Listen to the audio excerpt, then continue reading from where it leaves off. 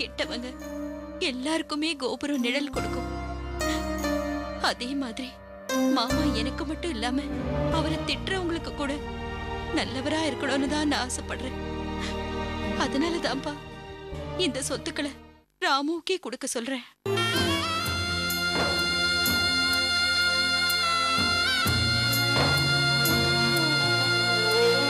ஆனா அத மாமா தான் புரிஞ்சுக்க மாட்டேங்கிறாரு.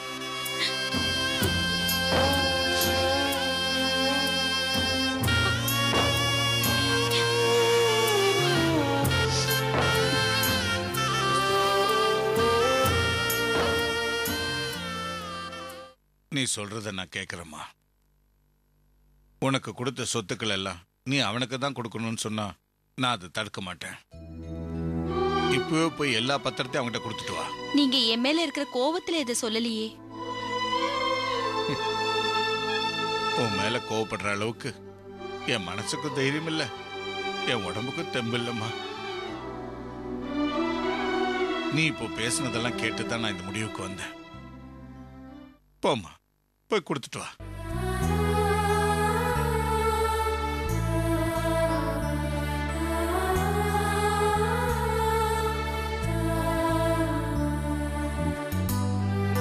ஏம்மா இன்னும் யோசிக்கிற? நான் மனப்பூர்வமா தான் சொல்றேம்மா. போ, போம்மா. டேய் விஸ்வநாதா, நீயும் கஸ்தூரி கூட போயிட்டு வா. போ. இல்ல மாமா, இந்த நல்ல காரியம் உங்க கையாலேயே நடக்கட்டும். நாளைக்கு காலையில நாம எல்லாருமா போய் கொடுத்துட்டு வருவோம். வேண்டாமா, அவன் மூஞ்சில முழிச்சா எனக்கும் அவன் புத்தி வந்துடும். நீங்களே போயிட்டு வாங்க. நீங்க ஏன் மாமா அப்படி நினைக்கிறீங்க? உங்க முகத்துல முழிச்சு அவருக்கு உங்க புத்தி வரட்டுமே. பாத்தியாடா என் மருமகளை, எப்படி பேசினாலும் அவளை மடக்கவே முடியாதுடா. சரி, உன் பிரச்சனை முடிஞ்சிருது இல்ல, இப்பவாது சாப்பிடு. பாத்தியம்மா, நீ என்கிட்ட கோவப்பட்டு போனதுல இருந்து நான் கூட சாப்பிடாம தான் இருக்கேன். அவன் என்ன பத்தி கவலைப்படாம உன்னை மட்டும் சாப்பிட கூப்பிடுறான். பாத்தியா? சரி சரி வாங்க, எல்லாரும் டைனிங் டேபிளுக்கு போய் ஒன்னா உட்காந்து சாப்பிடலாம். வா வாங்க. ஆமா, திரு எங்கம்மா? அவரும் காவியாவும் ஹாஸ்பிட்டலுக்கு போயிருக்காங்க.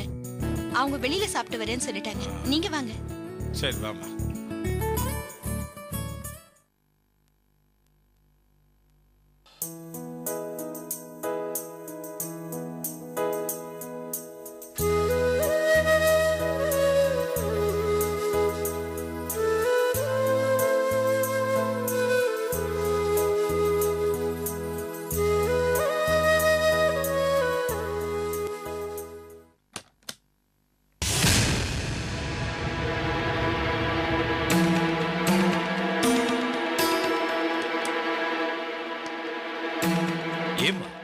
ஏன் இப்படி உட்கார்ந்திருக்க?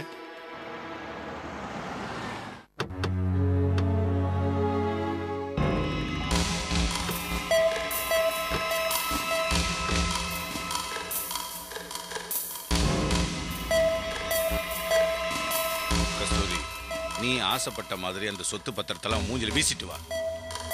நாங்க இங்கே இருக்கோம். இல்ல மாமா, நீங்க உள்ள வந்து உங்க கையால கொடுங்க. அதுதான் மரியாதையா இருக்கும்.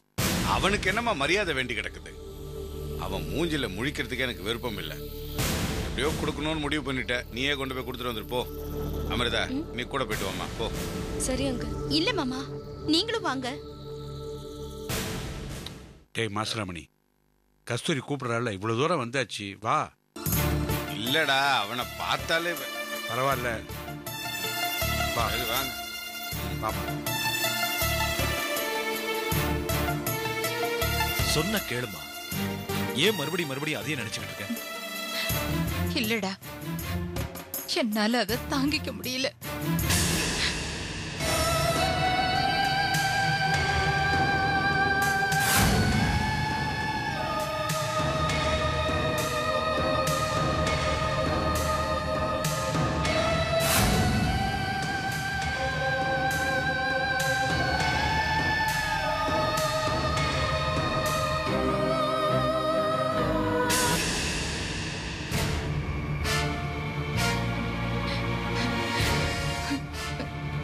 வாங்க வாங்கண்ணே. நான் ஒன்னும் உன்னை பார்க்க வரல.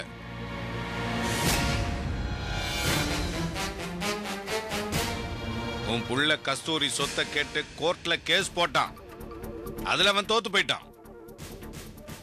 சட்டப்படி அவன் தோத்தாலும் கஸ்தூரி தன்னுடைய எல்லா சொத்துக்களையும் உன் பிள்ளைக்கே தரணும்னு முடிவு பண்ணியிருக்கான்.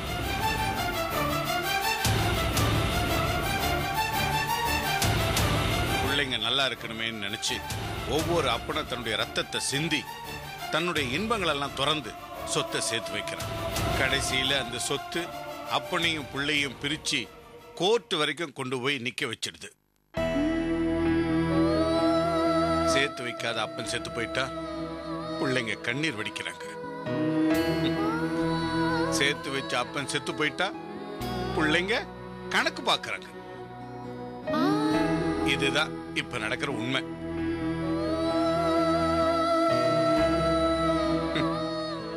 தரிசா கிடந்த நிலத்தை உழுது 30 வருஷமா உழைச்சு என் பிள்ளைங்களுக்காக எல்லாத்தையும் சேர்த்து வச்ச. கடைசியில என் பிள்ளையே தரிசாதான் இருக்கிறான்னு இப்பதான் நான் புரிஞ்சுக்கிட்டேன். இருக்கட்டும்,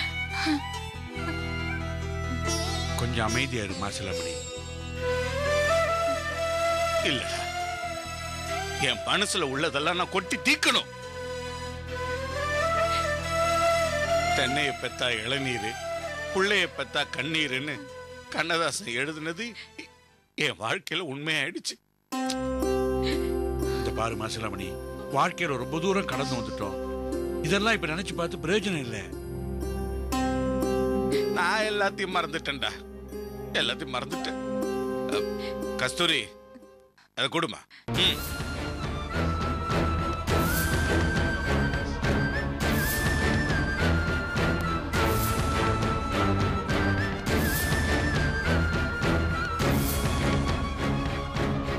பத்திரமா பார்த்து வளர்த்த பிள்ளைக்கு இப்போ சொத்து பத்திரம் பெருசா போச்சு.